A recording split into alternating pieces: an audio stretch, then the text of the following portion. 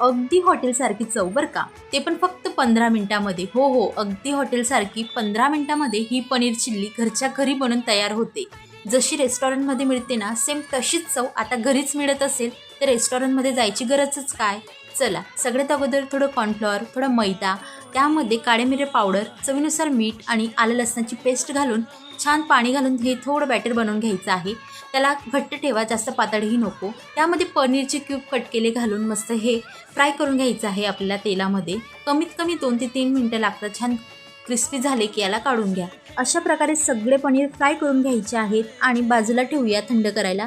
त्यानंतर थोडं तेल घ्यायचं, त्यामध्ये आलं आणि लसूण बारीक चिरलेला घालायचा, परतून घ्यायचे 2 मिनटं.